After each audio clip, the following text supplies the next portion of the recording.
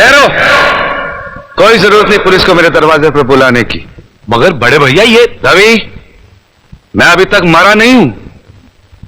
घर की छोटी मोटी उलझने मैं खुद सुलझा सकता हूं। साहब जी ने डांटी है, अभी का अभी डांटी है। अरे छोटी मालकिन के गहने चोरी हो गए और ये लोग हम पर शक कर रहे हैं। ये लोग सोच रहे हैं कि वो गहने हम कहीं बेचा है।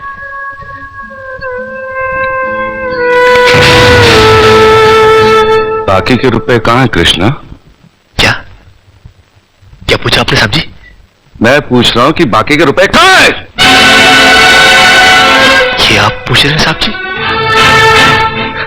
अपने कृष्णा से? देखो कृष्णा, गलती हर इंसान से होती है। तुम मुझे सही सही बता दो कि गहने तुमने कहां बेचे, मैं तुम्हें कुछ नहीं कहूंगा। अब कहने के लिए बाकी ही क्या है साहब जी? एक छोटा सा सवाल पूछ के आपने बहुत कुछ कह दिया है साहब जी। कृष्णा, बात को आगे मत बढ़ाओ। बात आगे बढ़ चुकी है साहब जी, बात आगे बढ़ चुकी है। अब तो आप पुलिस को ही बुलाइए। वो जब हमें कुत्ते की तरह मार मार के हमसे पूछेगी ना, अब तो हम तभी बताएंगे कि हम गहने कहां बेच कर आए साहब जी। मत कहो मुझे साहब जी। इसी साहब जी की इज्जत आज तुमने मिट्टी में मिला दी। क्या कुछ नहीं किया था मैंने तुम्हारे लिए, उसका मुझे तुमने ये बतला दिया। अरे हट जाओ ज्योति। जिस दिन मेरी फैक्ट्री जलकर राख हो गई थी और मैं बर्बाद हो गया था, मुझे उतना दुख नहीं हुआ था कृष्णा जितना आज हुआ जब तुमने इस घर में चोरी की है। साहब जी,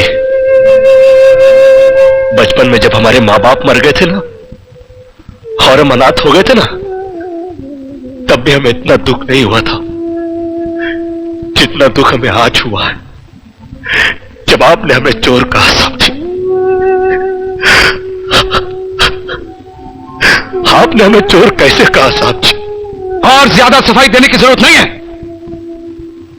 दूर हो जा, मेरी नजरों से दूर हो जा। निकल जा इस घर से। अरे इस घर से ही क्या, इस गांव को ही छोड़कर चले जाएंगे। अरे मुझ जनात का क्या है, काट लेंगे अपनी जिंदगी कहीं भी। इतने साल इस घर में बेफिक्री से यह समझकर काट लिए कि साहब जी का हाथ है हमारे सर पर। हमको क्या है परवाह किसी बात की, मगर नहीं, अब हम जान गए कि इस दुनिया में अनाथ का कोई नहीं होता। हम जा रहे हैं साहब जी और इस घर में कभी नहीं आएंगे। अभी निकल जा।